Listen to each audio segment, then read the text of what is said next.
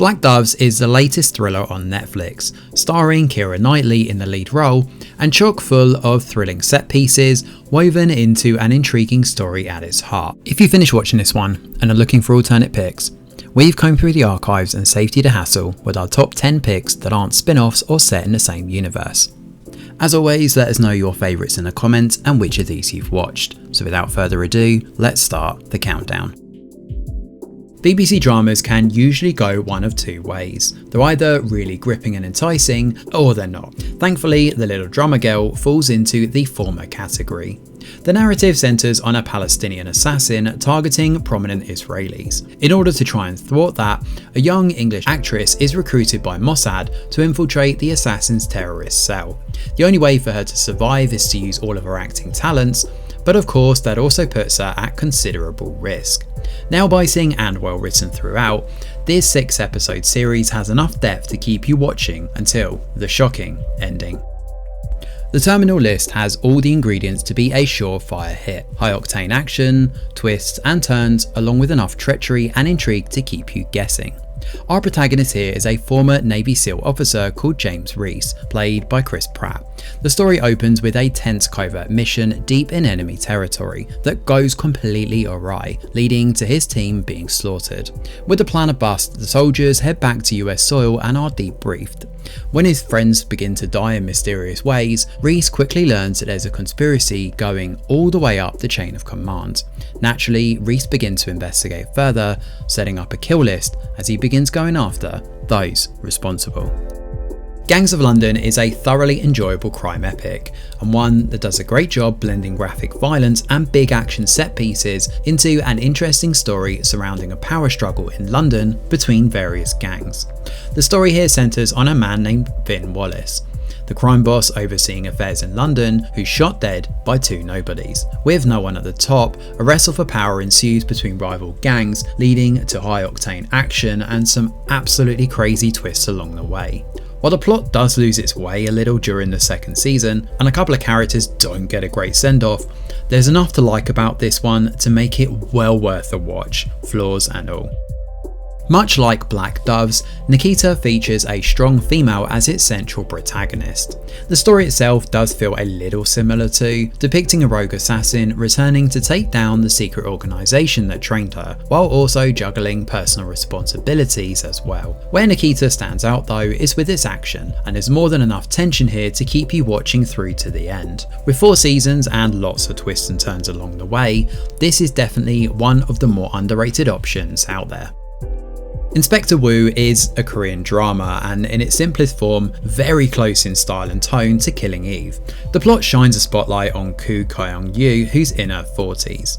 She's a former police officer but now works as an insurance investigator as a private detective. With her smarts and intuition, she's able to solve every case until now.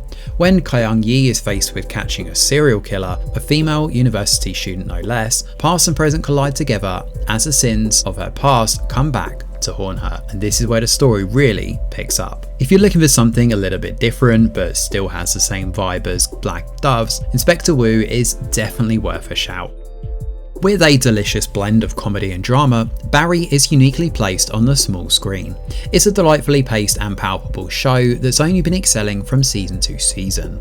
The story here centres on a hitman from the Midwest who moves to Los Angeles and ends up caught in the city's theatre arts scene. Unfortunately, his past isn't ready to stay forgotten. To give much more away about the story would be a disservice to this one, but if you're after a visceral, funny and well-paced series, this one's an absolute must-watch.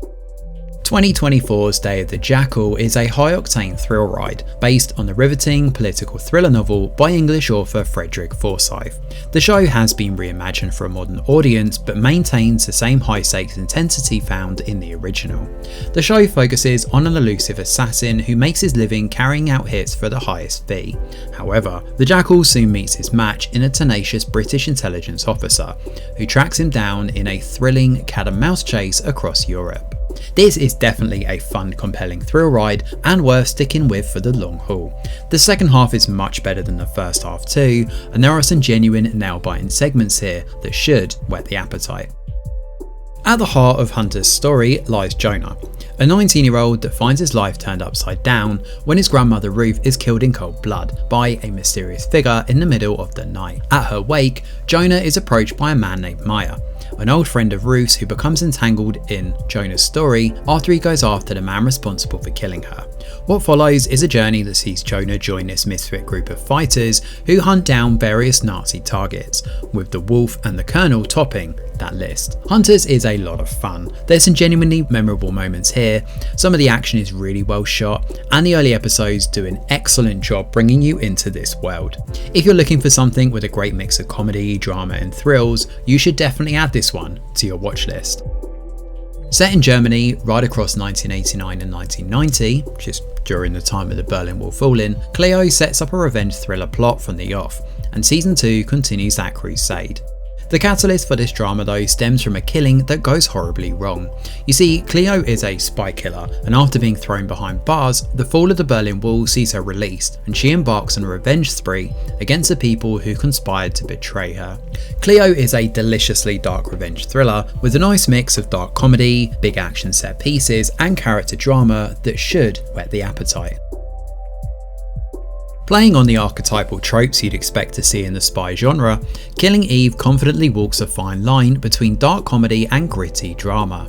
The story predominantly revolves around two women, bored, excitement-starved MI6 agent Eve and elusive assassin Villanelle. Their stories run parallel to one another during the opening few episodes before converging together in a deadly game of cat and mouse. This continues across the entire show's runtime, with faint wisps of romance and thriller elements thrown in throughout. Some excellent acting also helps, making this a unique slice of the crime drama pie. It's not perfect, and at times the story does suffer from some serious contrivances, especially towards the end as the show does not have a particularly great conclusion. Despite that though, Killing Eve is a great option for anyone after a lively and dramatic crime drama. So there we have it, our 10 TV show alternatives to watch when you finished watching Black Doves. So what did you think of our picks? Do you agree? Are there any notable omissions? Or do you think we're way off the mark? Either way, let us know in the comments below. Thanks for watching. Smash a like or subscribe to the channel, your support is very much appreciated. I'm Greg Wheeler, and from all of us over here at The Review Geek, we'll see you on the next video.